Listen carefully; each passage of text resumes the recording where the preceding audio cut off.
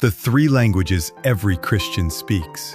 There are only three languages a person can speak at church. Most of us don't even know which one we're fluent in. The first is the language of the world, and it's built on competition. Someone else's win feels like your loss. You've felt this. Someone succeeds, and instead of joy, you feel a small sting of comparison. The second is the language of law, and it's built on condemnation. Do this. Don't do that. It sounds spiritual, but it rarely changes anyone. People aren't transformed by being pointed at. The third is the language of the gospel, and it's simply this, talking about Jesus, not information about him. His spirit, love, forgiveness, sacrifice, actually shaping your conversations. Here's an honest question this past week. How many times did Jesus actually come up in your conversations? Not as a topic, but as the reason you responded the way you did. Call to action. Try this for one day. Before you speak to someone about a conflict or a struggle, ask yourself, is this competition, condemnation, or Christ? Choose the third one, even once today. Related Bible verses. Colossians 3:16. Let the word of Christ dwell in you richly, teaching and admonishing one another. Ephesians 4:15. Speaking the truth in love. If you like the content, please subscribe and click the like button. Thank you. Why longtime Christians still haven't changed. Some people have sat through 100 sermons and never actually changed. Here's the uncomfortable reason why. You can learn a language perfectly in grammar class and still not be able to hold a real conversation in it. Why? Because language isn't really learned by memorizing rules. It's learned by living inside a community that actually speaks it. The same is true with faith. Many believers can recite what they've learned, but have nowhere to actually practice it. No space to say out loud, here's how Jesus helped me through this failure. Or pray. For me, I'm struggling. So what happens? Sunday becomes grammar class. And the rest of the week, we're fully immersed in a completely different language. The language of the world. No wonder it doesn't stick. Call to action. This week, find one small group, one friend, one conversation where you actually practice. Saying something true and vulnerable about your faith out loud. Not information, but your real experience. Fluency only comes from use. Related Bible verses. James 1:22. Be doers of the word and not hearers only. Hebrews 10:24 through 25. Let us consider how to stir up one another to love and good works, not neglecting to meet together. If you like the content, please subscribe and click the like button. Thank you. The church rule: everyone gets exactly 2 minutes. At this gathering, if you talk longer than 2 minutes, someone rings a bell. Everyone laughs, but it fixed something. Most small groups never solve. At a gathering in New York, after reading together, the leader asked everyone to share what stood out to them, but capped each person's turn at exactly 2 minutes. Go over, and someone rings a bell. Everyone laughs when it happens, but it works. Here's the problem it solves in most small groups. 1 or 2 people end up doing all the talking, while everyone else just listens. That's not real community, that's an audience. The moment everyone gets an equal, limited turn, something shifts. People stop performing and start sharing. The room becomes less like a lecture and more like a family. Call to action. Next time you're in a group setting, a Bible study, a family dinner, a team meeting, try consciously, making space for someone who usually stays quiet. Ask them directly, then actually wait for the answer. Related Bible verses. 1 Corinthians 14:26. When you come together, each one has a hymn, a lesson. Let all things be done for building up. Philippians 24. Let each of you look, not only to his own interests, but also to the interests of others. If you like the content, please subscribe and click the like button. Thank you. Learn so you can give. The professor's secret dream. She became a professor at an Ivy League university, but that was never actually her dream. Here's what she wanted all along. A young woman went to study at a top university in New York, eventually earning her PhD and becoming a professor there in her 20s. The kind of achievement most people spend their whole lives chasing. But when someone asked her why she wanted to become a professor, her answer had nothing to do with prestige. She said her dream from a young age was simple: learn so you can give it away. Her actual goal wasn't the title. It was having an office where students could come, sit down and talk about their struggles, their dreams, their lives. And now that she has that office, she spends every week having tea with her students, one at a time, listening. She invites international students to her home for holidays, so they're not alone. That's not a resume. That's a life shaped by a completely different language than the one the world teaches us to speak. Call to action. Ask yourself, is my current goal really about achievement, or is there a giving it away underneath it? Write down one skill, position, or resource you have right now, and one specific way you could hand it to someone else this month. Related Bible verses. Acts 20:35. It is more blessed to give than to receive. 1 Peter 4:10. As each has received a gift, use it to serve one another.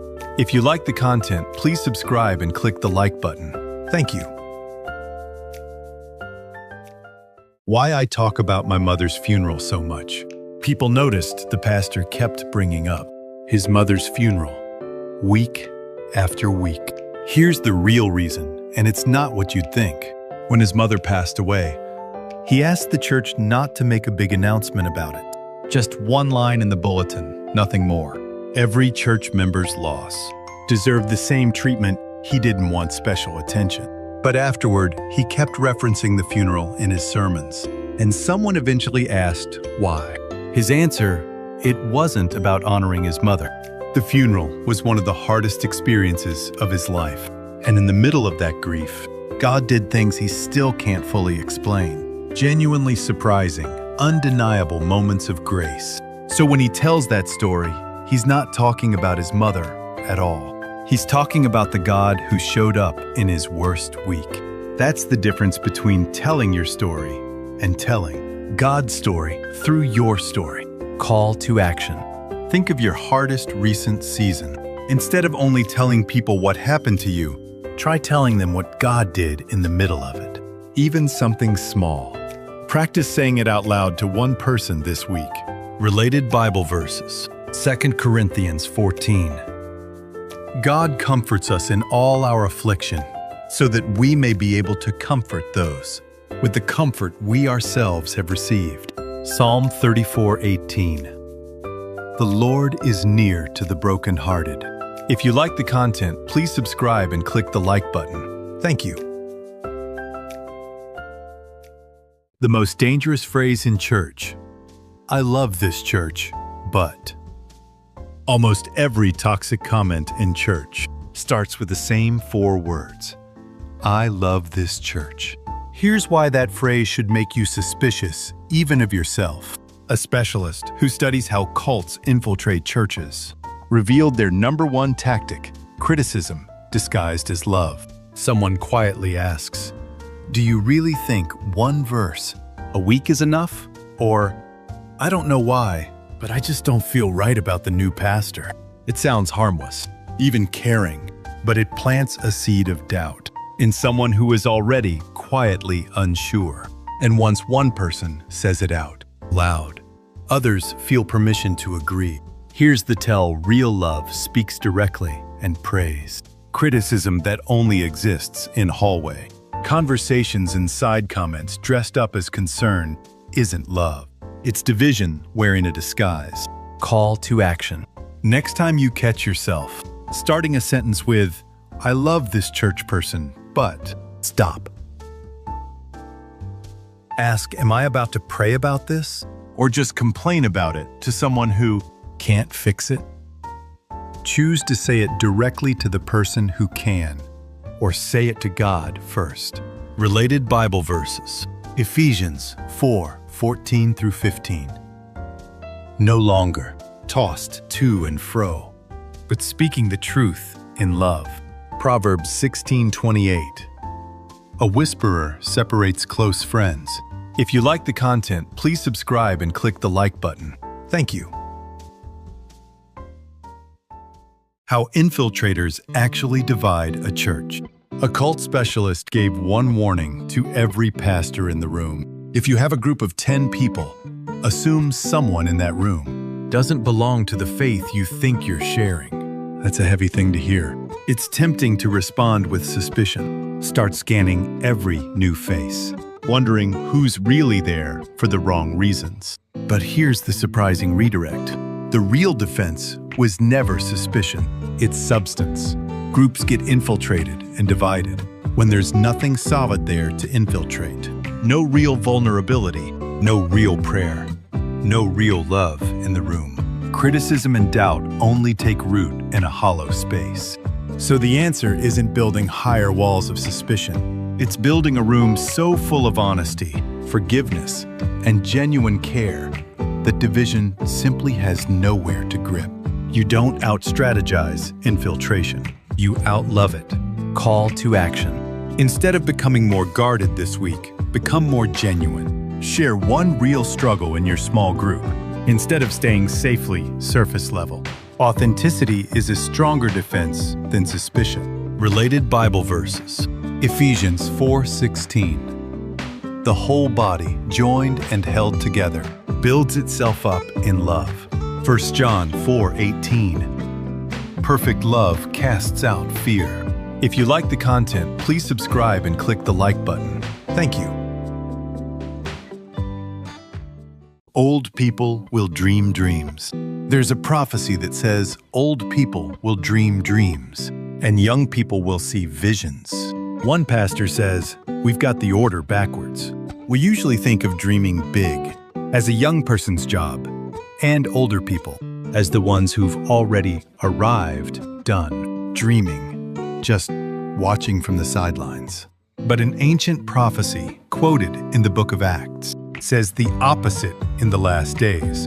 The old will dream dreams, and it's the young who will see visions.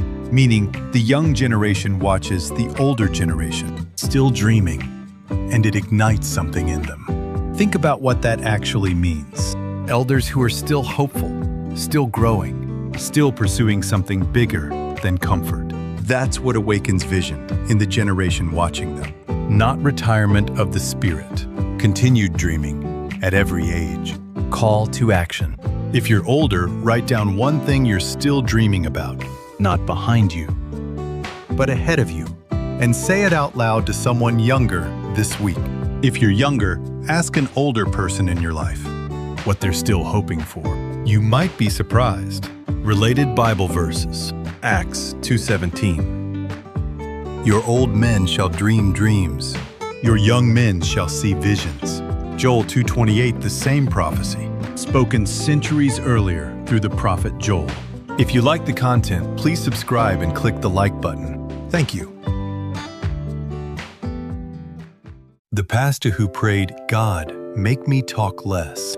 He noticed he'd started narrating his own opinions out loud to himself after meetings. So he began praying a strange prayer every morning. God, help me talk less today. He realized almost by accident that his language had shifted. More corrections, more you should do this, more talking, period. Not necessarily wrong things to say, just too many of them, too often, from one voice. There's an old saying as you get older, close your mouth and open your wallet. He admitted he was doing the opposite, opening his mouth more than ever. The uncomfortable truth is that people rarely change because they were told what to do one more time. They change through relationship, through being truly heard, through love that doesn't need the last word. Recognizing his own pattern was the first step toward actually making room for other people's voices. Call to action. For one conversation today, aim to say less than the other person. Ask a question instead of giving advice. Notice how it feels to let someone else's. Words fill the space instead of your own. Related Bible verses. James 1:19. Let every person be quick to hear, slow to speak. Proverbs 17:27. Whoever restrains his words has knowledge. If you like the content, please subscribe and click the like button. Thank you. Love speaks the truth, not silence, not slander. There are two wrong ways to handle a problem in a relationship: staying completely silent or complaining to everyone, except the person involved. There's a third way most people never try. One ancient letter says something short but powerful: speaking the truth in love. Not just truth, which can be harsh and cold. Not just love, which can avoid hard conversations entirely. Both, together. Most conflict in families, churches, and friendships doesn't fail because people disagree. It fails because disagreement gets funneled into gossip instead of direct, loving conversation. Complaining about someone to a third party feels safer, but it never actually fixes anything. It just spreads the wound. The harder, better path go to the person. Say the true thing. Say it in love. That combination is rare, and it's the actual solution most people are looking for without realizing it. Call to action. Think of one unresolved frustration you've been venting to other people instead of the person involved. This week, have one direct, loving conversation instead, even if it's uncomfortable. Truth and love together, not one without the other. Related Bible verses. Ephesians 4:15. Speaking the truth in love, we are to grow up in every way into Him, who is the head, into Christ. Matthew 18:15. If your brother sins against you, go and tell him his fault, between you and him alone. If you like the content, please subscribe and click the like button. Thank you.